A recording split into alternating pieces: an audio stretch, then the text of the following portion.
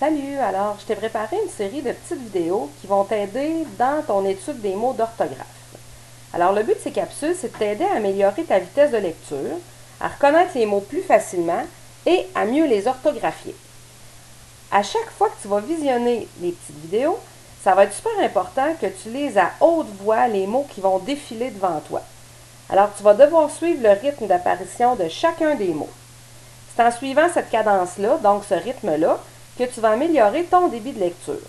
C'est super important que tu suives le rythme des vidéos et que tu articules bien en les prononçant correctement.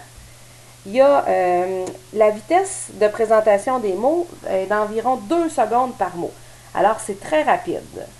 Présentement, ce que tu vois à l'écran, c'est la page explicative que tu vas retrouver au début de chacune de ces vidéos-là. Je vais toujours t'indiquer le bloc et la semaine qui sont à l'étude. Et tu vois qu'en dessous, je t'ai écrit mot se terminant par un E muet. Alors, tu vas toujours avoir la particularité orthographique des mots qui sont à l'étude. Dans le bloc ici présent, tous les mots que tu vas devoir lire prennent un E à la fin, mais c'est un E qu'on dit muet. Donc, on n'entend pas. Il est là, mais on ne l'entend pas quand on prononce le mot. Alors, je te montre comment ça fonctionne. Le premier mot qui va apparaître, tu vas devoir te dépêcher de le lire à haute voix. Alors, voici le premier mot, une allée. Le deuxième mot va arriver, une assemblée. Et ainsi de suite jusqu'à la fin, une avenue. On continue la cérémonie, etc. Là, ça continue jusqu'à la fin. Je ne les ferai pas tous parce qu'il y en a quand même 29 et je pense que tu as bien compris le principe.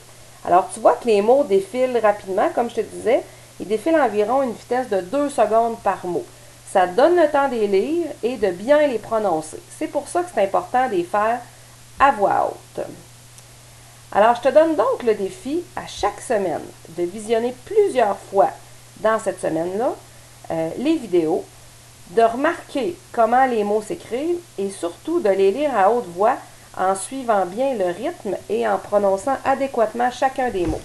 Comme ça, tu vas voir, ça va avoir un impact sur ta fluidité en lecture. Alors, la fluidité, je te rappelle que c'est la capacité de lire sans s'arrêter à chacun des mots parce qu'on a de la difficulté à le décoder. Et ça, ce que ça fait en sorte, entre autres, c'est que tu vas moins perdre le fil de ce que tu es en train de lire et ce sera beaucoup plus intéressant pour toi de faire des lectures parce que ça va être plus facile de te souvenir de ce que tu es en train de lire. Alors voilà, sur ce, je te souhaite une bonne étude.